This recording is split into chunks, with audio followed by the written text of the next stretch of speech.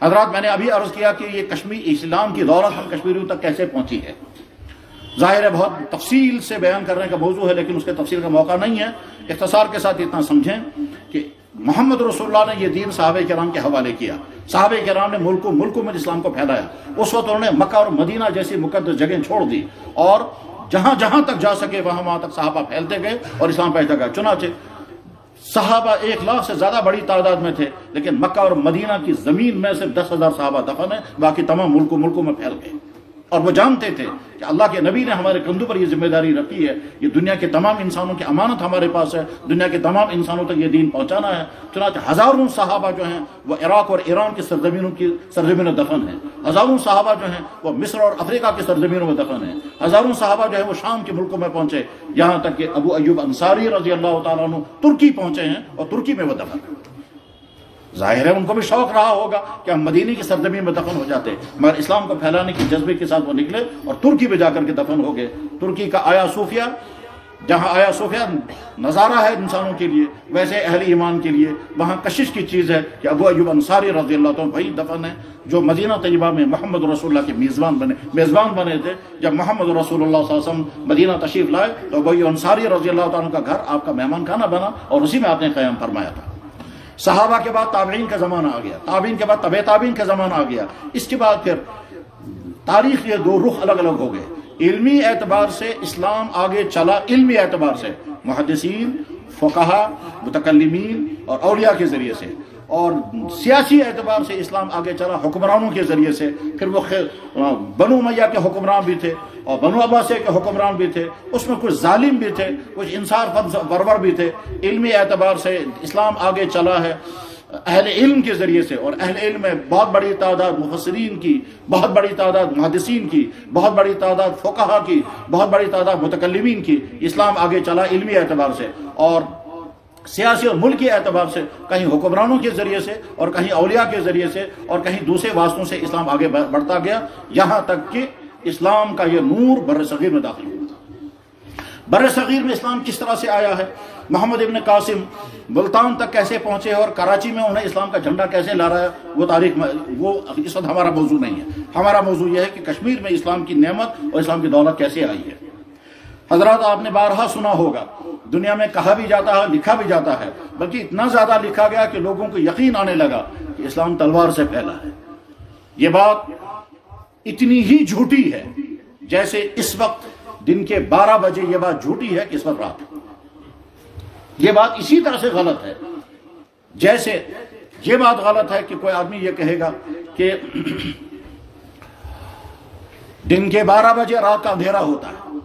جیسے یہ بات غلط ہے، بس ٹھیک اسی طرح سے یہ بات بھی غلط ہے اسلام تلوار سے پھیلا. محمد رسول اللہ نے کس پر تلوار چلائی تھی؟ ابو بکر صدیق عمر فاروق پر کون تلوار چلاتا؟ پوری انسانی تاریخ میں ایک انسان ایسا نہیں ملتا جو یہ کہے گا کہ جناب میں مسلمان نہیں ہونا چاہتا تھا اور انہوں نے مجھ پر تلوار چلائی، میں مجبور ہو کر میں مسلمان بن گیا. یہ اس لیے ناممکن ہے کہ اسلام تو خود ہی کہتا ہے کہ اگر کوئی انسان زبان سے کلمہ پڑھے گا، دل میں اسلام نہیں ہوگا تو وہ مسلمان ہی نہیں ہے. لا اکراہ فی الدین. لیکن بہرحال یہ ایک تفصیلی موضوع ہے. یہ بات کیوں پھیلائی گئی؟ اس لیے کہ اسلام کی حقانیت دنیا میں جب پھیلتی ہے تو لوگوں کو روکنے کے لیے اور کوئی ذریعہ جب نہیں ہوتا تو کہتے ہیں صاحب اسلام تلوار سے پھیلا ہے. ہمیں یہ کہنے کا حق ہے کہ اگر 1000 سال تک ہندوستان پر مسلمانوں نے حکومت کی ہے تو کتنے انسانوں پر تلواریں چلائی گئی اور ان کو مسلمان بنایا گیا. اگر اسلام تلوار سے پھیلتا تو آج تو پورے ملک میں ایک بھی غیر مسلم نہیں ہوتا. مسلمانوں نے حکومتیں چلائی مگر کسی پر کوئی جبرن نہیں ہوا کہ آپ جبرن مسلمان بن سکتے ہیں، کیونکہ جبرن جب اسلام قبول کرایا جائے گا اسلام اس اسلام کو قبول ہی نہیں کرتا. اسلام تو دل سے رضامندی کے ساتھ کلمہ پڑھنے کا نام ہے. جبر کی بنیاد پر اگر کوئی مسلمان بنتا ہے تو ہرگز وہ مسلمان نہیں ہے.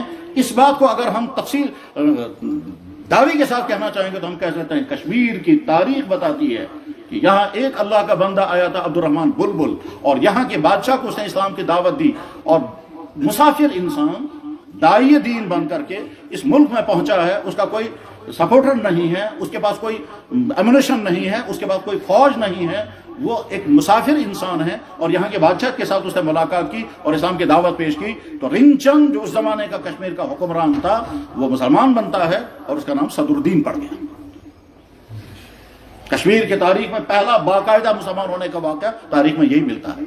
اس کے معنی یہ نہیں ہے کہ اس سے پہلے مسلمان یہاں نہیں آئے ہیں، یقیناً آئے ہوں گے، کچھ لوگ بزنس کرنے آئے ہوں گے، کچھ لوگ گھومنے کے لیے آئے ہوں گے، کچھ دوسرے مقاصد کے لیے بھی آئے ہوں گے، اور ہو سکتا ہے یہاں کہیں کہیں بس بھی گئے ہوں گے، مجھے اس سے بحث نہیں ہے اس وقت، یہ تاریخ کا موضوع ہے، اور جہاں کشمیر کی تاریخ کے بعد بڑے ماہرین نے اس پر بڑی تفصیل کے ساتھ ڈسکس کیا ہے، مگر وہ ٹاپک ہمارا نہیں ہے۔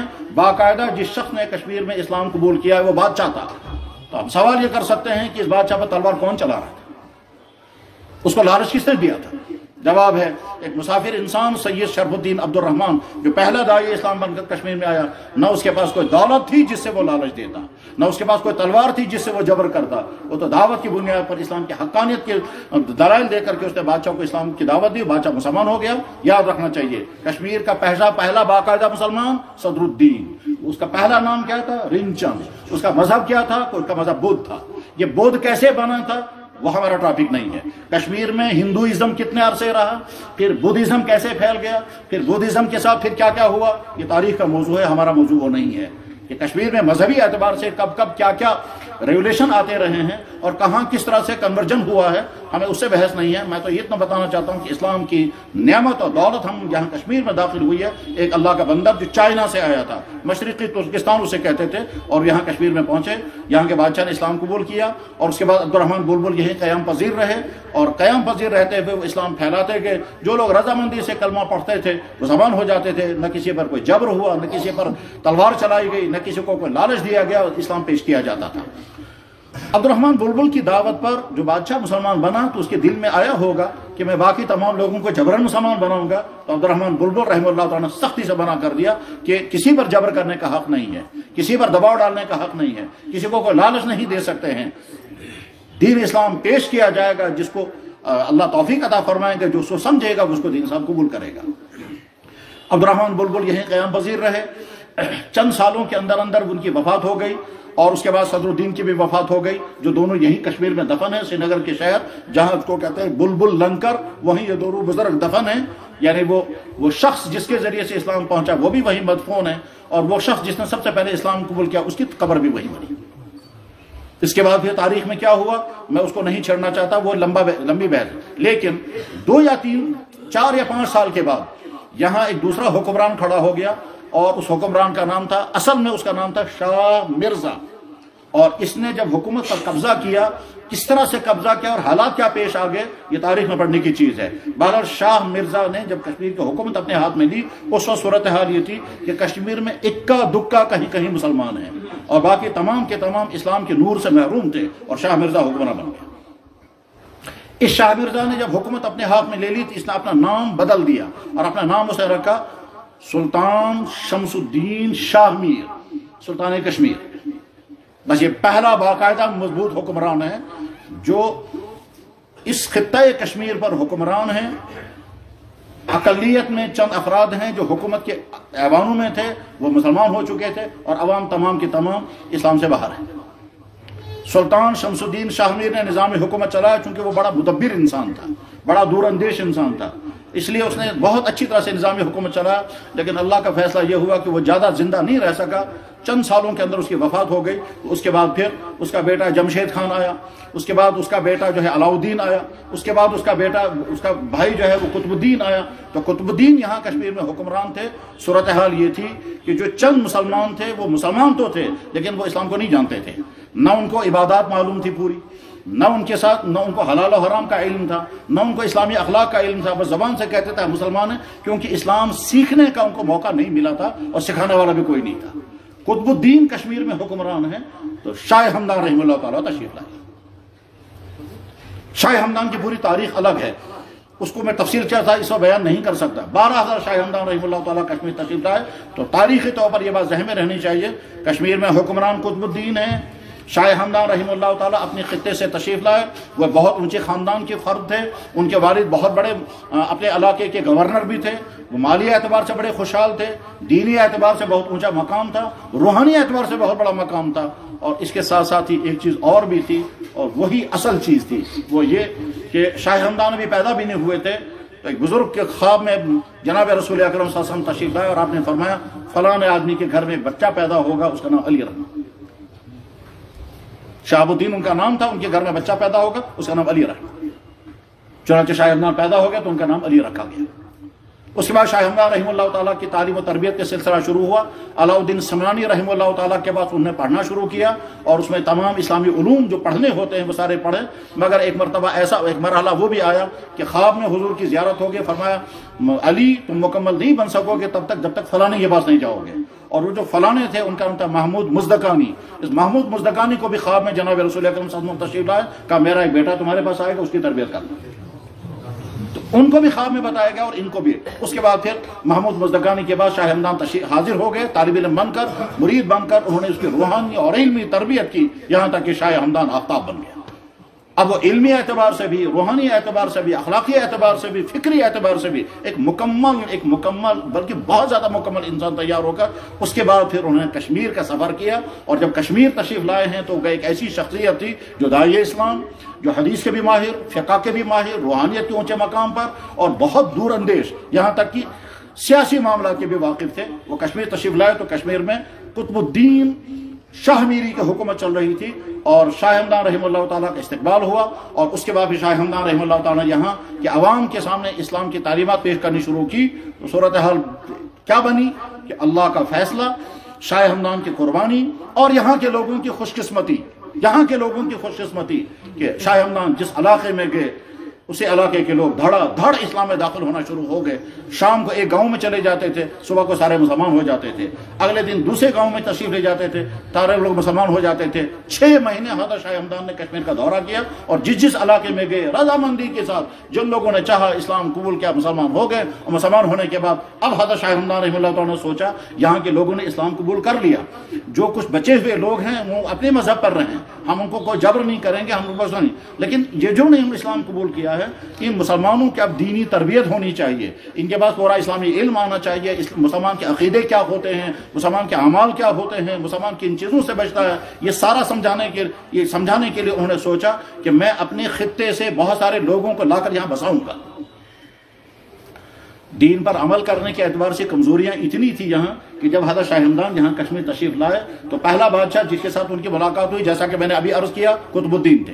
कुतुबुद्दीन ने अपने निकाह में 2 सगी बहनें रखी थी। उसे यह भी मालूम नहीं था कि ये कोई इस्लाम में हराम है। तो शाह हमदान रहमतुल्लाह ताला सबसे पहले कहा, भाई तुमने अपने निकाह में दो बहनें रखी हैं, तो इस्लाम में हराम है। उसने कहा, हजरत हमने तो आज तक कभी सुना ही नहीं। जाहिर है उन्हें सुना क्या था, उनके पास अभी ना कुरान भी नहीं आया था, वो कुरान पढ़ना भी नहीं जानते थे, कुरान यहाँ पढ़ाने वाला भी कोई नहीं था। इससे समझा जा सकता है कि दीनी एतबार से, दीनी इल्म के एतबार से और अमल के एतबार से यहाँ के उस वक्त के मुसलमान कितनी पस्त हालत में थे। बहरहाल शाह हमदान रहमतुल्लाह ताला वापस तशरीफ ले गए और बहुत बड़ी खेप जिसमें उलमा, फुक़हा, तारीख के माहिरीन, लिखने पढ़ने वाले, यहाँ तक इंडस्ट्री के माहिरीन 700 सादात को लेकर के कश्मीर तशरीफ लाए और एक एक आदमी को तय कर दिया, तुम इस इलाके में जिंदगी गुजारोगे, तुम इस इलाके में बसोगे, तुम्हें फला इलाके में काम करना है और अमली तौर पर और इल्मी तौर पर यहाँ के मुसलमानों की दीनी तरबियत करोगे। उसी को तारीख में लिखा जाता है कि शाह हमदान 700 सादात को लेकर के साथ आए थे। शाह हमदान रहमतुल्लाह ताला चूंकि इंतहाई बेदार मग़ज़, इंतहाई दूरअंदेश इंसान थे, इसलिए उन्होंने किताबें भी लिखी हैं और वो किताबें हर तबके के लिए लिखी हैं। चुनांचे हुक्मरानों के लिए किताब उन्होंने लिखी है ज़ख़ीरतुल मुलूक, कि बादशाह को कैसा होना चाहिए और हुकूमत का निज़ाम कैसे चलना चाहिए, ज़ख़ीरतुल मुलूक मौजूद है शाह हमदान की किताबों में। दूरअंदेश इंसान इतना था कि उन्होंने सोचा कि जो लोग इस्लाम कबूल करेंगे उनको शेल्टर चाहिए और शेल्टर के लिए हमें इंतजाम करना होगा, उनके खाने का, उनके रहने का, उनके बसाने और इस्लाम कबूल करने का। उसी के लिए खानका बनाए और खानका की कोठरियां बनाई गई। ये खानका कोई बिदात का अड्डा नहीं है, ये दरअसल इस्लामिक सेंटर हुआ करता था। उस इस्लामिक सेंटर में इलाकों के लोग आकर के बैठते थे और वो दीन भी सीखते थे, उनको उनके खाने पीने का इंतजाम भी होता था और अगर किसी को कोई काम सीखना होता तो काम भी सिखाया जाता था। चुनांचे शाह हमदान वो शख्सियत हैं कि जिनके बारे में अल्लामा इकबाल ने कहा, आ सैयदुस सादात सालार अजम दस्ते ऊ म्यामारे तकदीर उमम। वो सैयदों का सरदार और अजम का सालार, जिसके हाथ में कौमों की तकदीर की कुंजियां हैं, मास्टर की उसके पास है। दाद इल्म तहजीब सनत दीन, कहता है वो इल्म भी लाए, दीन भी लाए, इंडस्ट्री भी लाए और सिविलाइजेशन भी लाए।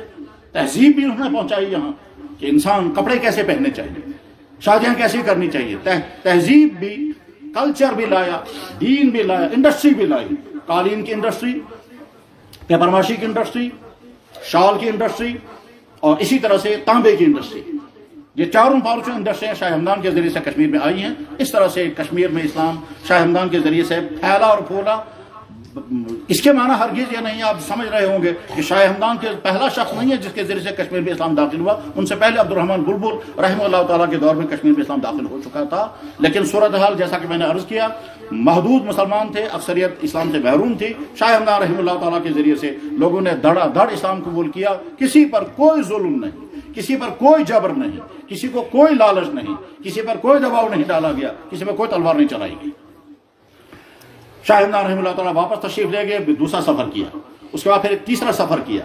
اس کے بعد ان کا ارادہ یہ تھا کہ اب ہمیشہ کے لیے میں کشمیر میں رہوں گا، لیکن ایک مرتبہ اپنے علاقے میں جا کر کے اپنے علاقے کے تمام لوگوں سے آخری ملاقات کر کے پھر کشمیر میں ہمیشہ کے لیے رہائش پذیر ہوں گا۔ اور اس کے لیے ان کے ذہن میں تھا کہ میں جس اسلام کا نمائندہ بن کر کے، داعی اسلام بن کر یہاں اسلام پھیلا رہا ہوں، یہ اسلام محمد رسول اللہ کے ذریعے سے دنیا کے انسانوں کو ملا اور میں ان کے خاندان کا فرد ہوں۔ ذہن میں رہنا چاہیے، شاہ ہمدان رحمہ اللہ تعالیٰ نجیب الطرفین ہیں۔ نجیب الطرفین کا مطلب کیا ہوتا ہے کہ جناب رسول اللہ صلی اللہ علیہ وسلم کے ذریعے سے جو خاندان آگے چلا ہے وہ حضرت فاطمہ کے ذریعے چلا ہے۔ حضرت فاطمہ رضی اللہ تعالیٰ عنہ کے 5 بچے ہوئے تھے، ان 5 بچوں میں مشہور ہیں حسن اور حسین، اور حسن حسینی کے اولاد آگے چلی۔ شاہ ہمدان رحمہ اللہ تعالیٰ حسنی خاندان کے بھی اور حسینی خاندان کے بھی ہے، یعنی اس کا مطلب یہ ہے کہ ان کا باپ کسی ایک کے ساتھ جڑتا ہے، ماں دوسرے کے ساتھ جڑتی ہے، تو اس کو کہتے ہیں نجیب الطرفین۔ یعنی بعض سادات دنیا میں ایسے ہیں کہ جو حضرت حسن کے اولاد میں ہیں، حضرت حسین کے ساتھ ان کا تعلق نہیں۔ بعض سادات دنیا میں ایسے ہیں جن کا تعلق حسین رضی اللہ تعالیٰ کے ساتھ ہے، حضرت حسن کے ساتھ ان کا تعلق، لیکن کچھ سادات دنیا میں ایسے بھی ہیں کہ جو بیک وقت حضرت حسن کے ساتھ بھی جڑتے ہیں، حضرت حسین کے ساتھ بھی جڑتے ہیں۔ باپ اگر حضرت حسن کی اولاد میں سے ہے تو ماں حضرت حسین کی اولاد میں سے ہے، یا اگر باپ حضرت حسین کی اولاد میں سے ہیں تو ماں جو ہے حضرت حسن کی اولاد میں سے ہیں۔ شاہ ہمدان رحمہ اللہ تعالیٰ انہی حضرات میں سے تھے جن کا سلسلہ نسب حسن کے ساتھ بھی جڑتا ہے اور حسین کے ساتھ بھی جڑتا ہے۔ بہرحال شاہ ہمدان رحمہ اللہ تعالیٰ کی بڑی دلچسپ خصوصیت یہ بھی کہ انہیں دنیا بھر کا سفر کیا، سیاح عالم، چنانچہ وہ پورے سنٹرل ایشیا میں گھومے، عرب ملکوں میں گئے، مصر میں بھی پہنچے، ترکی پہنچے۔ میں ایک مرتبہ مکہ مکرمہ میں تھا، وہاں ترکیوں کے ہاتھ میں اورا شریف تھی، وہ پڑھ رہے تھے، تو میں نے کہا آپ لوگوں نے کہاں سے لائی ہے؟ کہنے لگا ہم تو ترکی میں پڑھتے ہیں۔ انہوں نے کہا کیسے؟ کہا شیخ علی ہمدانی، شیخ ہمدانی کا وظیفہ، اور انہوں نے مجھے بھی وہ وہاں کا نسخہ دے دیا، وہ میرے پاس موجود ہے۔ غرض یہ کہ شاہ ہمدان رحمہ اللہ تعالیٰ کا بھی ارادہ یہ تھا کہ میں محمد رسول اللہ صلی اللہ علیہ وسلم کے خاندان کا فرد بھی ہوں اور ان کے دین کا داعی بھی بن کر، نمائندہ بن کر کے آیا ہوں، اس لیے میں ہمیشہ کے لیے اب کشمیر میں بسوں گا، مگر ایک ملاقات کر کے واپس آتا ہوں۔ چنانچہ اپنے خاندان کے لوگوں سے ملاقات کرنے کے لیے تشریف لے گئے۔ اللہ کا فیصلہ یہ تھا کہ ابھی راستے میں تھے اور ان کو محسوس ہو گیا کہ شاید میری زندگی کے آخری لمحات آ گئے۔ اس وقت ان کا بیٹا تھا محمد، یہ چھوٹی عمر کا نوجوان لڑکا بھی تھا، بلکہ شاید ابھی بالغ بھی نہیں ہوئے تھے۔ جب شاہ ہمدان کو محسوس ہو گیا کہ مجھے اب دنیا سے شاید رخصت ہونا ہے، تو کیا کیا؟ اپنے مریدین کو، اپنے شاگردوں کو، اپنے خاندان والوں کو کہا یہ میرا بیٹا تمہارے حوالے ہے، اس کی جسمانی تربیت، اس کی روحانی تربیت، اس کی علمی تربیت، یہ مکمل تیار ہو کر کے پھر کشمیر جانا چاہیے۔ چنانچہ محمد ہمدانی کی تربیت شروع ہو گئی، ان کے مریدین نے اس کو روحانی تربیت شروع کی، ان کے شاگردوں نے اس کو علم پڑھانا شروع کیا، اور ان کے خاندان والوں نے جسمانی اعتبار سے ان کو سہولیات مہیا کی۔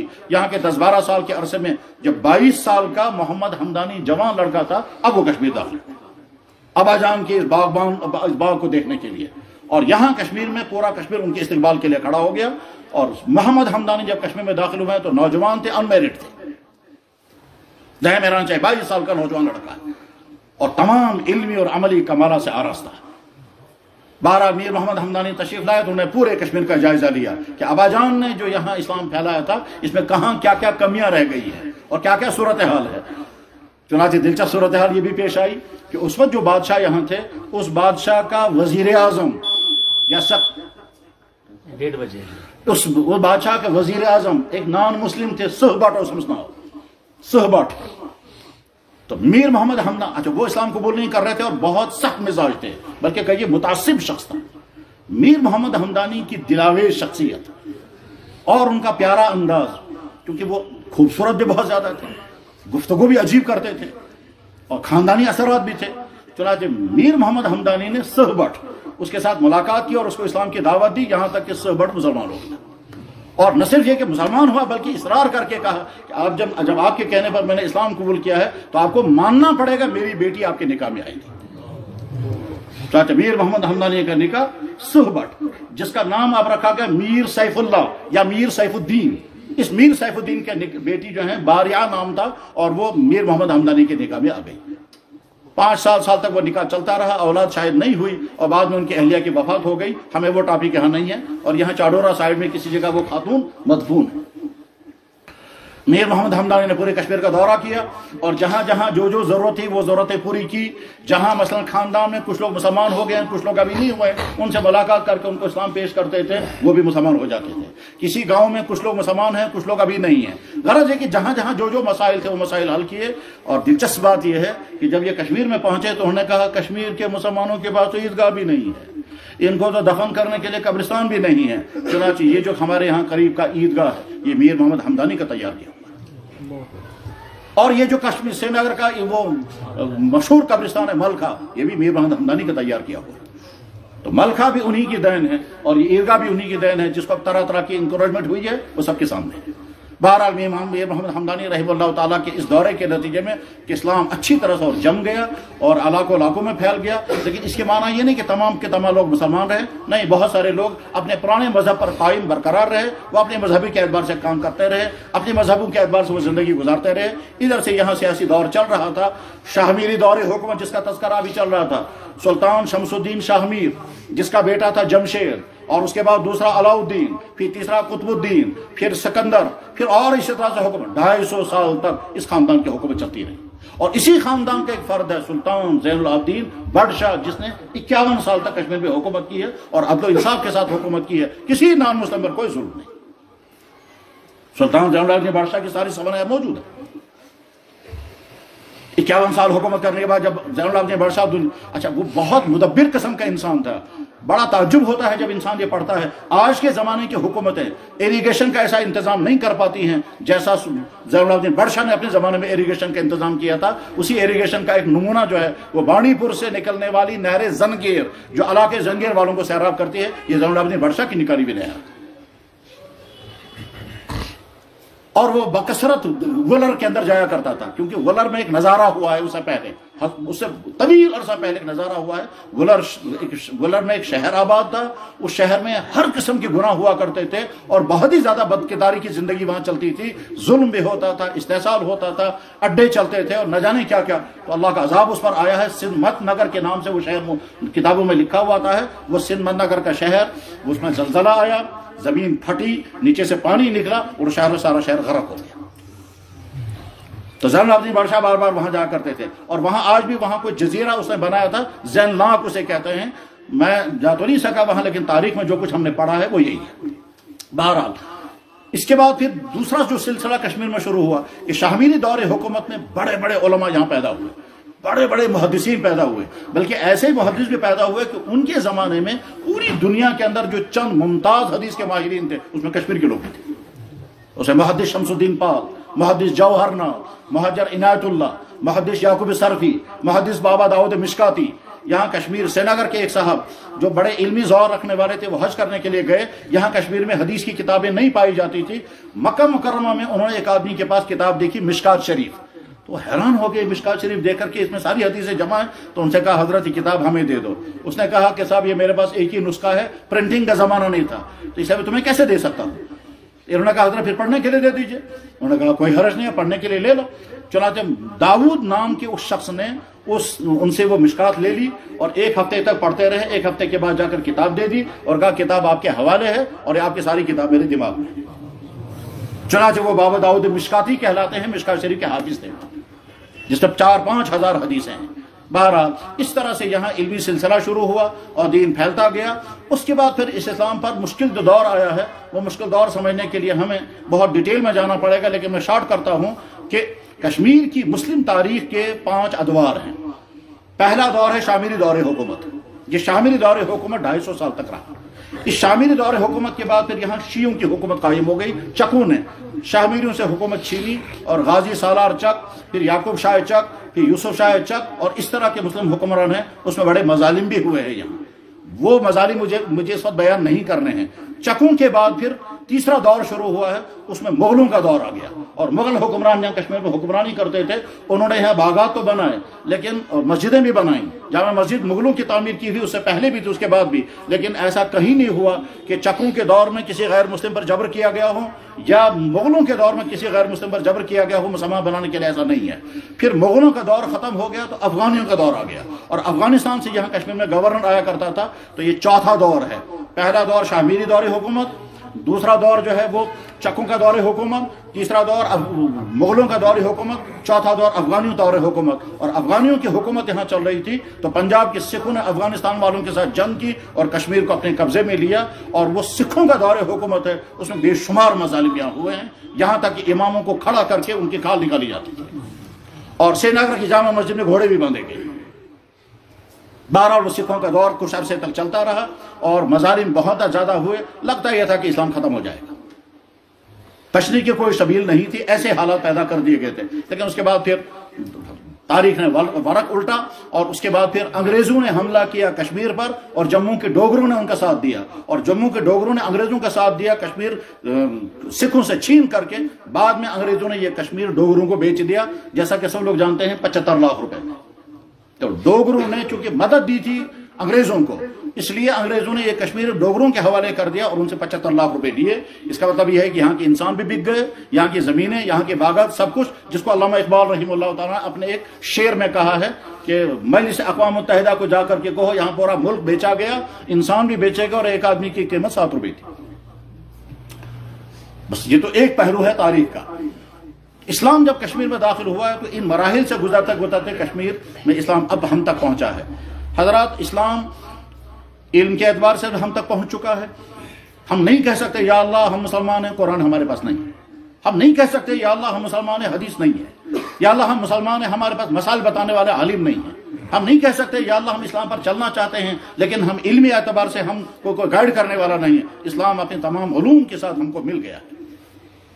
کشمیر کی پچھلی تاریخ میں بہت بڑے بڑے علماء پیدا ہوئے ہیں، لیکن بیچ میں یہ جو مشکل تاریخ آئی ہے خاص طور پر سکھوں کے زمانے اور ڈوگروں کے زمانے میں، اس میں یہاں نہ مدارس رہے، اس میں نہ علماء پیدا ہوئے، اور اگر کوئی عالم پیدا بھی ہوتا تھا وہ یہاں کشمیر میں ٹک نہیں پاتا تھا. اس کی مثال جیسے علامہ انور شاہ صاحب رحمۃ اللہ علیہ. ان سے پہلے مفتی صدر الدین آزردہ. مفتی صدر الدین آزردہ کشمیر کے تھے، اور دلی میں مفتی بھی تھے اور قاضی بھی تھے. اور بڑی دلچسپ بات یہ ہے کہ سر سید احمد خان جس نے علی گڑھ یونیورسٹی بنائی ہے، اور مولانا محمد قاسم نانوتوی رحمہ اللہ تعالیٰ جس نے دیوبند کا مدرسہ قائم کیا، یہ دونوں شاگرد تھے صدر الدین آزردہ کے. اور بھی اساتذہ تھے ان کے، لیکن چنانچہ سر سید احمد خان نے اپنی کتاب آثار السنادید میں مفتی صدر الدین آزردہ کا تذکرہ بہت وقیع الفاظ میں کیا ہے کہ کتنی عظیم کشمیر کا تھا. اور دلی میں مسلمانوں کے، دلی میں انگریز دور حکومت میں وہ جج بھی تھے، مفتی بھی تھے، نام ہی ان کا مفتی صدر الدین آزردہ.